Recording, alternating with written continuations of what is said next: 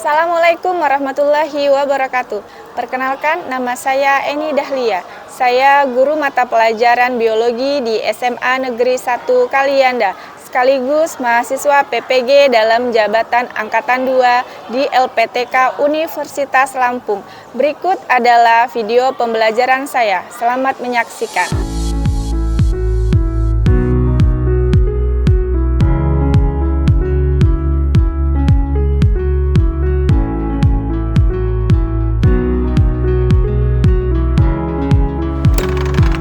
Selamat pagi. Gimana kabarnya hari ini? Sehat? Sehat. Alhamdulillah. Oke, sebelum mulai pelajaran, silakan ketua kelas untuk memimpin doa. Berdoa mulai.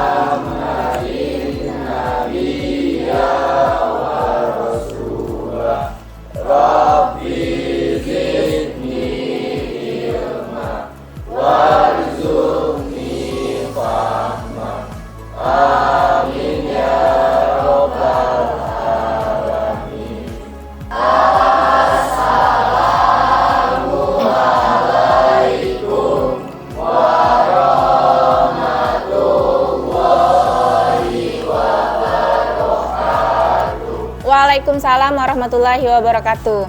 Ya, sebelumnya Ibu mau tanya, apa ada yang tidak hadir hari ini?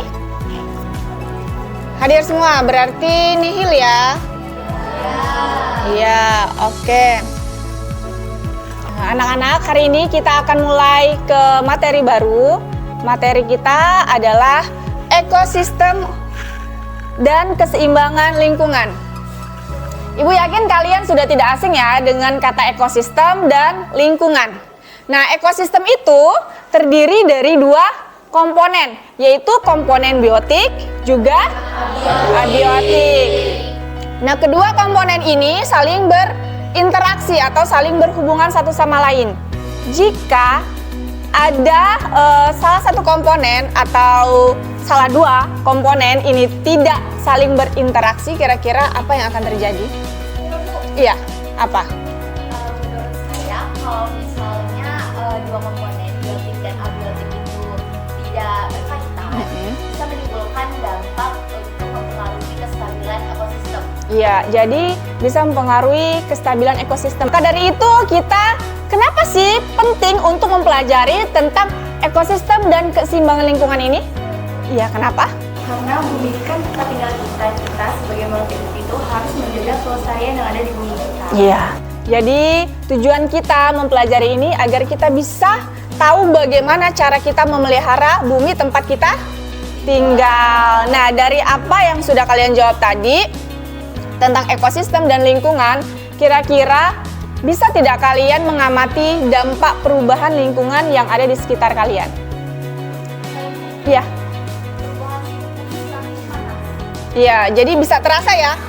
Kalian juga bisa merasakan bahwa suhu bumi kita tuh semakin panas. Selain itu ada lagi? Iya.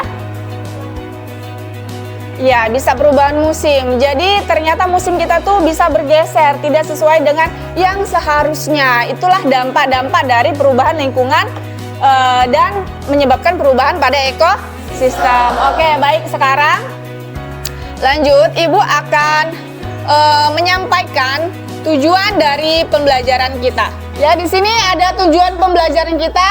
Melalui diskusi kelompok, peserta didik dapat menganalisis jenis-jenis perubahan ekosistem. Jadi nanti kalian akan belajar per kelompok, akan berdiskusi bersama kelompok kalian. Kemudian, melalui diskusi kelompok, peserta didik dapat menganalisis penyebab dan dampak perubahan dari ekosistem. Dan melalui diskusi kelompok, peserta didik dapat menyusun laporan kegiatan dengan benar dan mempresentasikan hasil diskusi di depan kelas. Berarti nanti setelah kalian mengerjakan tugas kalian akan mempresentasikannya di depan kelas. Dan Yang terakhir, melalui diskusi kelompok, diharapkan peserta didik dapat lebih mandiri, bernalar kritis, dan kreatif. Ini yang nantinya diharapkan agar bisa kalian capai di akhir pembelajaran kita. Sampai sini paham? Paham. Oke. Nah, sebelum mulai ke pembelajaran, ini Ibu ada pretest yang bisa kalian lakukan atau bisa kalian kerjakan. Di sini ada barcode dari Google Form. Silakan keluarkan handphone kalian masing-masing. Kemudian di scan barcode, nanti di situ ada menu isi nama dan pilih kelas 10 Merdeka 5 ya. Baru silakan dikerjakan soalnya yang ada di dalam Google Form. Ya. Bisa di scan barcode-nya? Bisa. Ya, oke.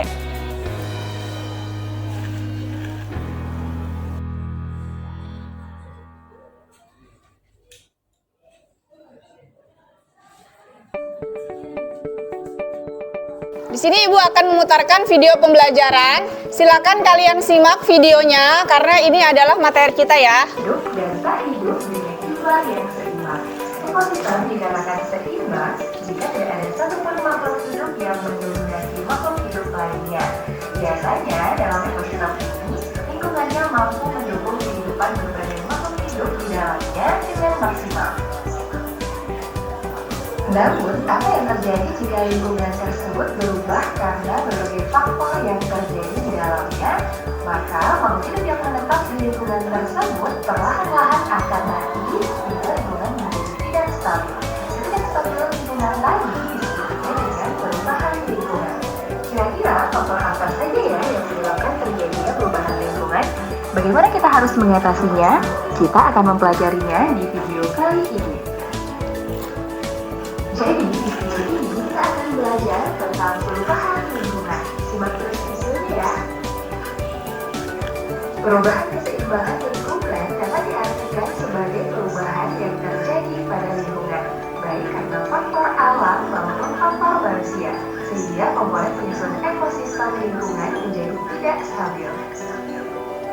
Beberapa faktor alam yang dapat merusak lingkungan adalah bencana alam seperti gunung meletus, gempa bumi, tsunami, kekeringan, kebakaran hutan, angin puting beliung, dan perubahan musim.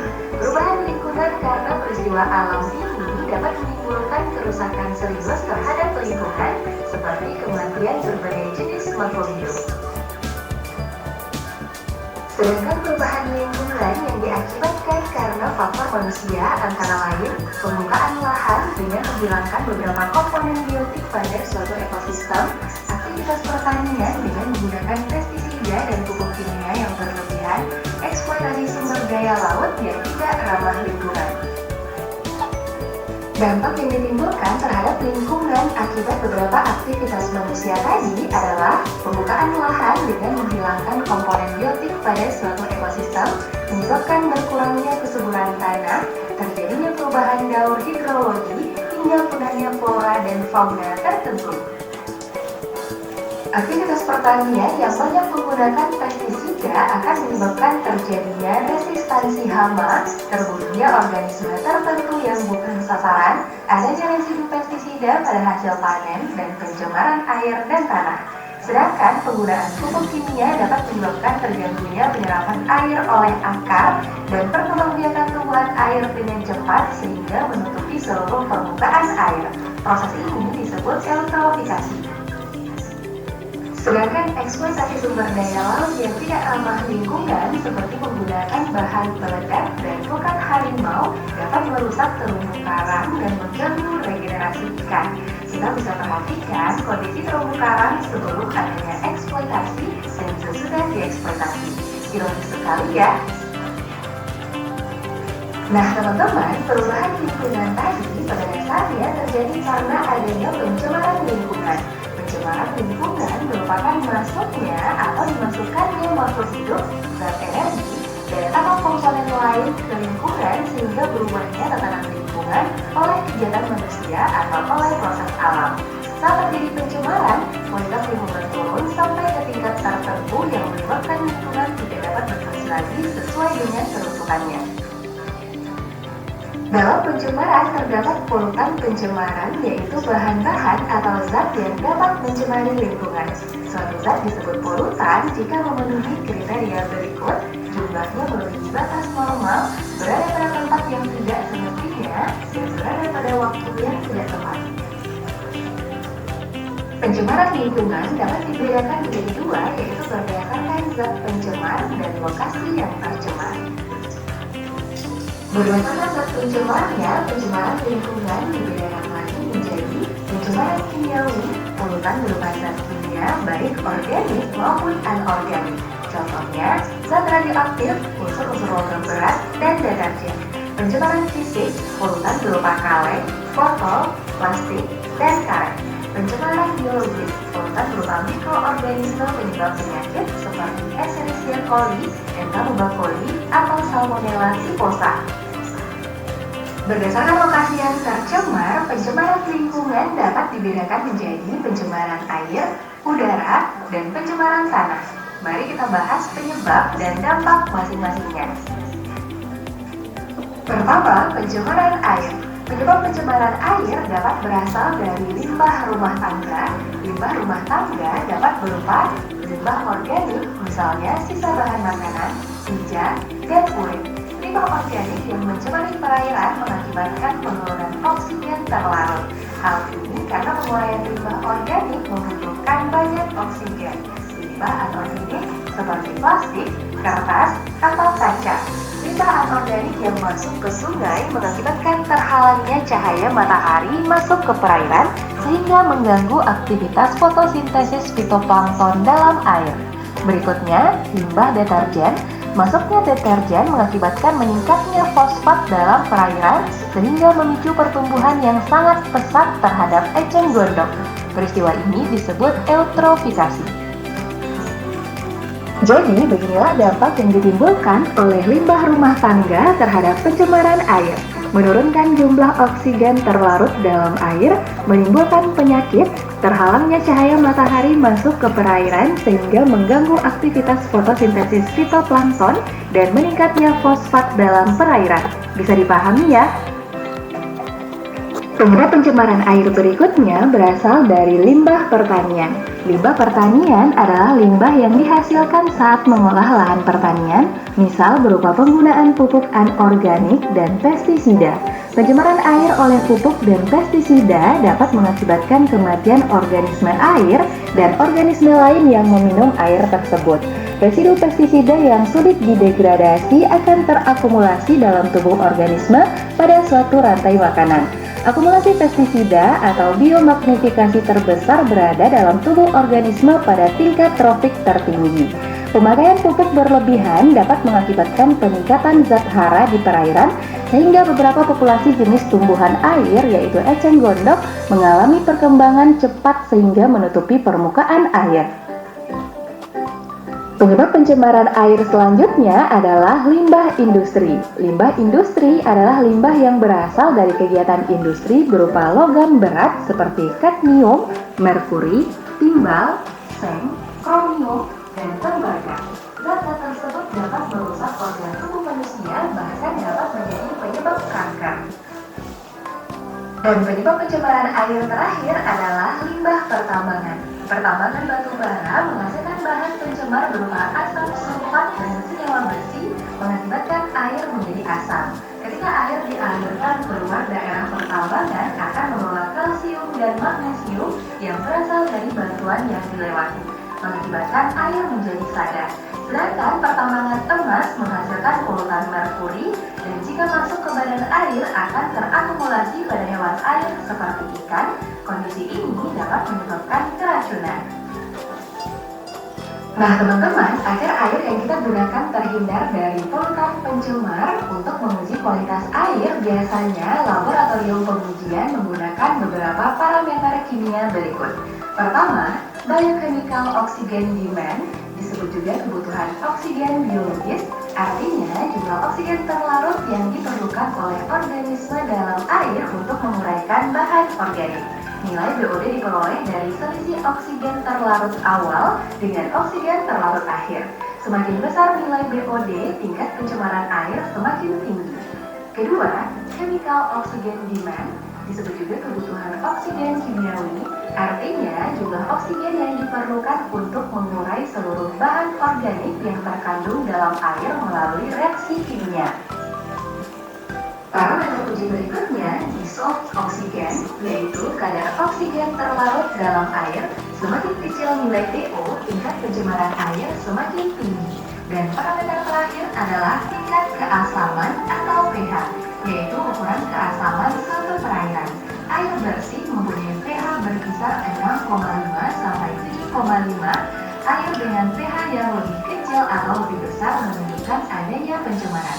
Air tersebut tidak sesuai untuk kehidupan mikroorganisme. Itulah keempat parameter kimia untuk menguji kualitas air.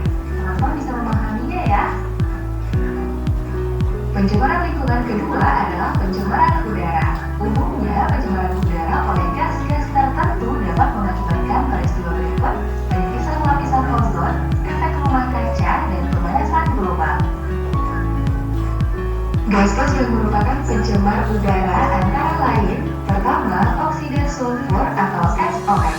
Pencemaran oleh oksida sulfur disebabkan oleh dua komponen sulfur berbentuk gas yang tidak berwarna, yaitu SO2 dan SO3. Sulfur dioksida atau SO2 mempunyai karakteristik bau yang tajam dan tidak mudah terbakar di udara. Sedangkan sulfur trioksida atau SO3 merupakan komponen yang tidak reaktif.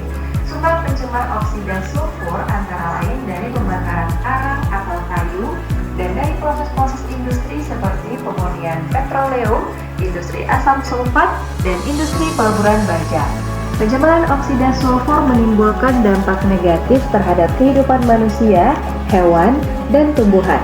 Kerusakan pada tanaman dapat berupa matinya jaringan daun, sedangkan terhadap manusia berupa iritasi sistem pernapasan.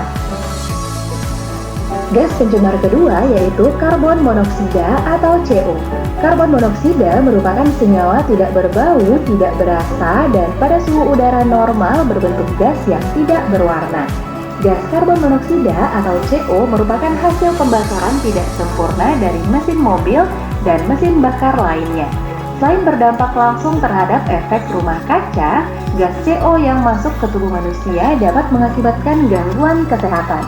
Gas CO mempunyai kemampuan untuk berikatan dengan hemoglobin sehingga mengakibatkan terhambatnya kerja hemoglobin dalam membawa oksigen ke seluruh tubuh. Kondisi ini berakibat fatal seperti keracunan, gangguan pada jantung, dan memperburuk sirkulasi darah. Selanjutnya, gas pencemar karbon dioksida atau CO2. CO2 dalam jumlah normal tidak bersifat polutan. Kandungan CO2 di udara dapat berlebihan akibat penggundulan hutan atau pembakaran minyak bumi.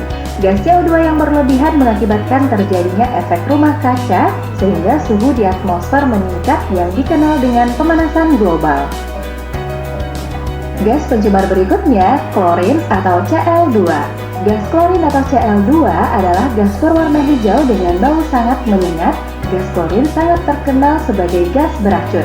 Klorin dihasilkan oleh industri yang melakukan klorisasi seperti industri plastik, industri kertas, pabrik pencucian atau tekstil, serta desinfektan untuk air minum dan kolam renang. Freon atau CFC yang sering digunakan dalam alat pendingin yaitu AC juga mengandung Cl2. Keberadaan gas Cl2 di atmosfer dapat mengakibatkan penipisan lapisan ozon hingga mengurangi fungsi lapisan ozon sebagai penahan sinar UV. Gas Cl2 juga dapat mengakibatkan iritasi pada mata dan saluran pernapasan.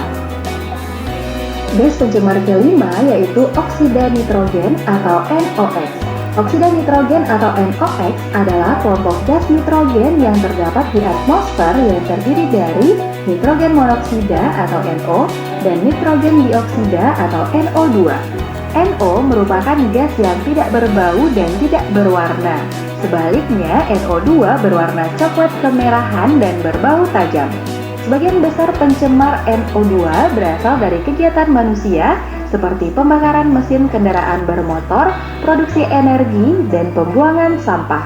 Organ tubuh yang paling peka terhadap pencemaran gas NO2 adalah paru-paru.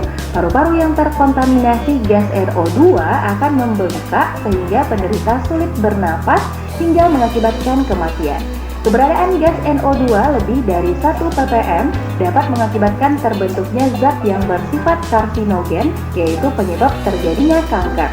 Selain itu, pencemaran oleh gas NO2 dapat mengakibatkan terjadinya hujan asam yang dapat menyebabkan kematian pada hewan dan tumbuhan. Selanjutnya, gas pencemar hidrokarbon atau CXHY. Hidrokarbon adalah bahan pencemar udara yang dapat berwujud gas, cairan, maupun padat. Hidrokarbon yang berwujud gas akan tercampur dengan gas atau buatan lainnya.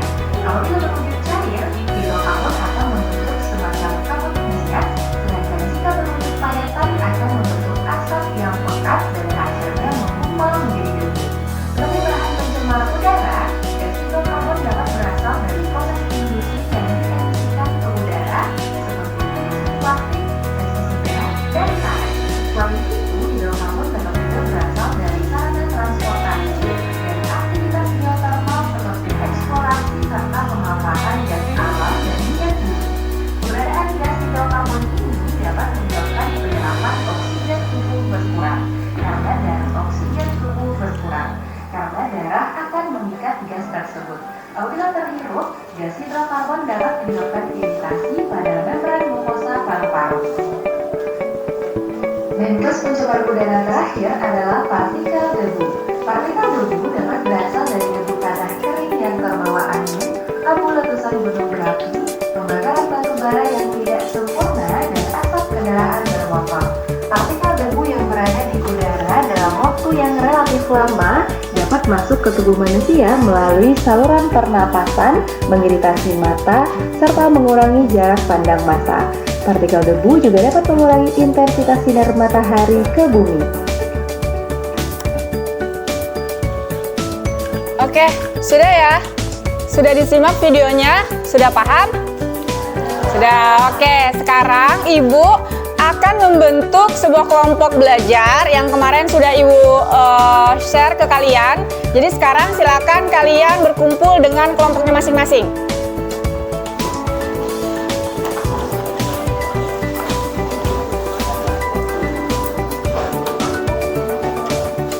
Ya, ada 7 kelompok.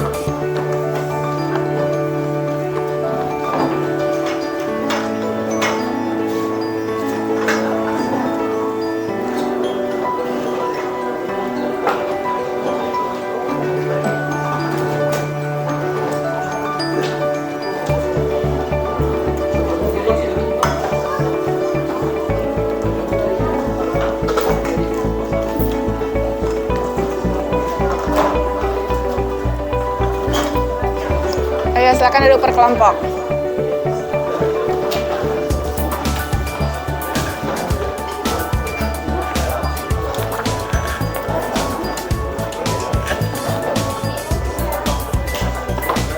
Kemudian nanti kalian melakukan pengamatan dari hasil video yang sudah tadi kalian tonton. Nah, nanti kalau misalnya kalian butuh referensi, di sini ada alamat link video pembelajaran yang sama kalau mau mengulang, tapi kalau tidak bisa kalian cari dari sumber yang lain, boleh dari buku, boleh dari artikel atau lain sebagainya ya. Ada yang mau ditanyakan? Kalau tidak silakan dikerjakan.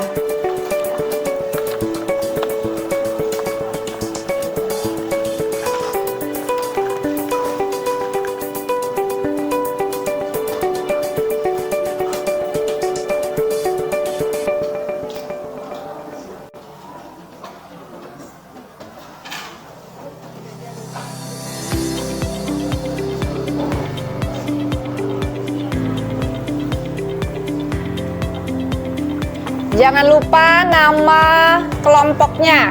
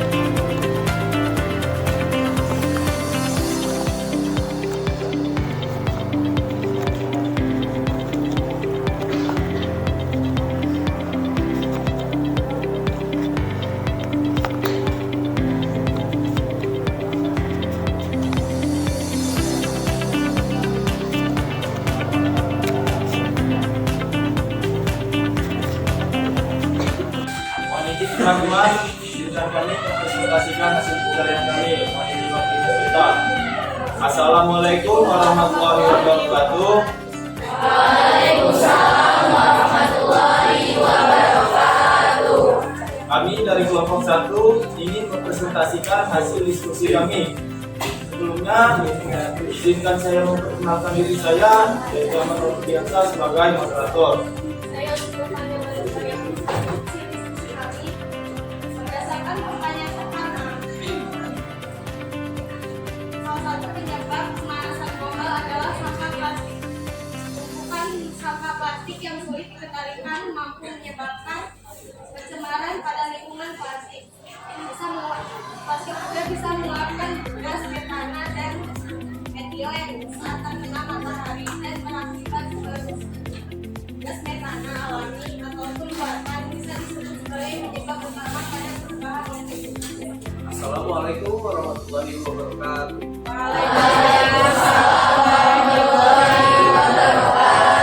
Jadi yang materi pertama akan dibacakan oleh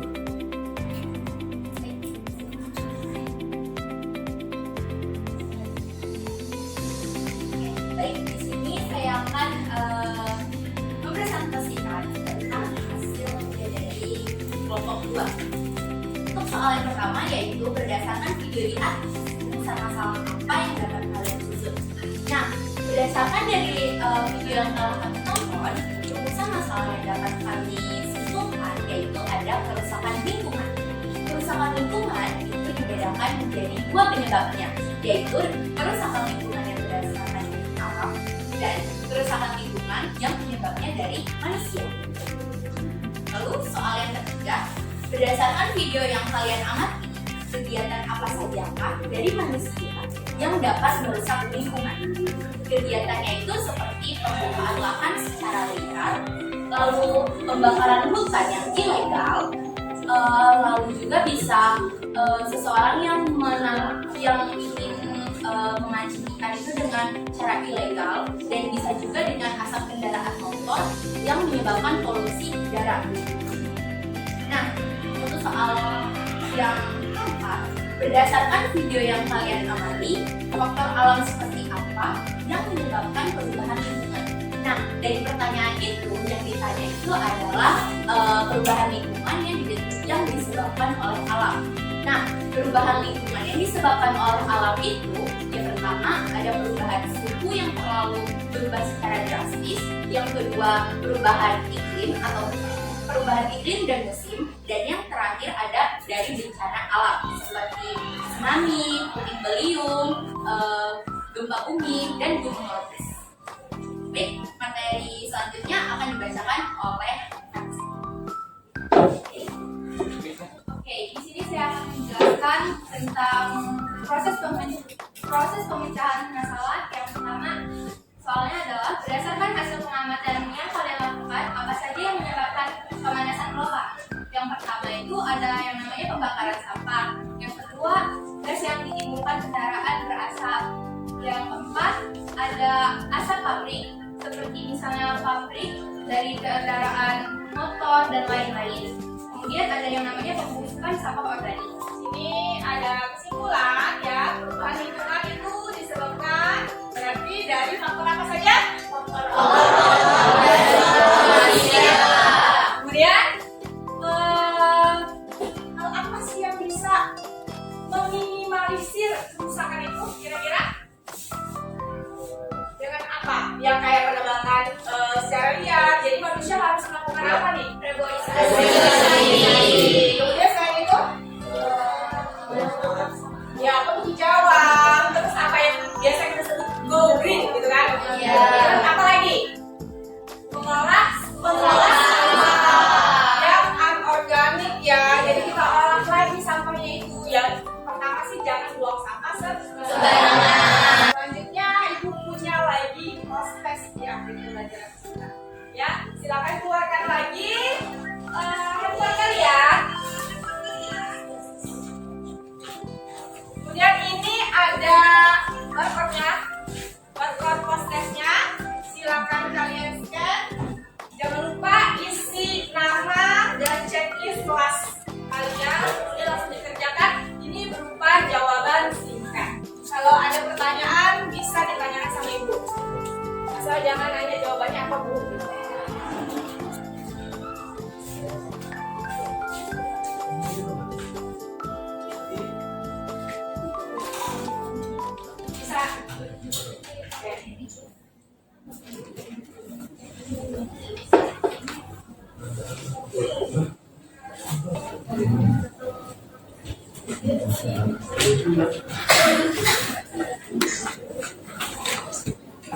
Kalau sudah, langsung dikirim aja. Sudah? Sudah? Ada yang belum? Sudah semua ya? Oke, baik kalau sudah semua nak. Untuk materi hari ini Ibu rasa sudah sekian. Dan untuk pertemuan berikutnya, kalian silakan baca-baca dulu materi kita tentang ekosistem dan hubungannya dengan manusia. Kalau hari ini adalah faktor ekosistem dan keseimbangan dengan lingkungan ya. Nah, untuk minggu depan kalian boleh cari informasi dari Google ya, boleh artikel, kemudian buku pembelajaran juga boleh, dari video di YouTube juga boleh. Yang penting kalian sudah tahu apa sih yang mau kita pelajari di minggu depan. Sampai sini ada pertanyaan tidak? Tidak. Oke, di akhir pembelajaran ini Ibu mau mengajak kalian bersama-sama untuk bersyukur kepada Tuhan, yaitu Allah Subhanahu wa Ta'ala, karena telah menganugerahkan kita tempat yang nyaman, yaitu bumi kita tercinta. Nah, tugas kita sebagai manusia adalah apa?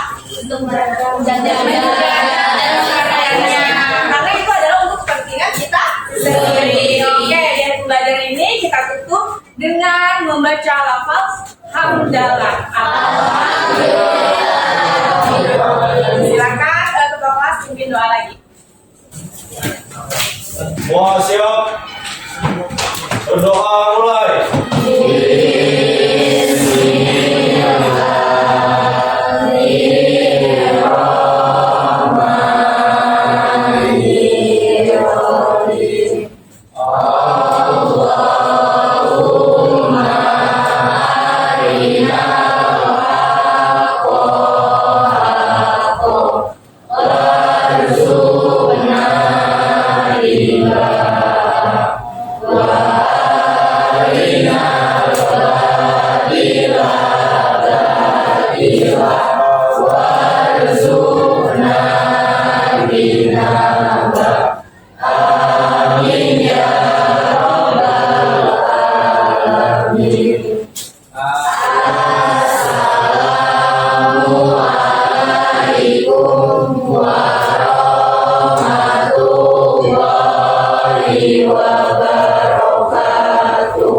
Waalaikumsalam warahmatullahi wabarakatuh. Oke, terima kasih ya.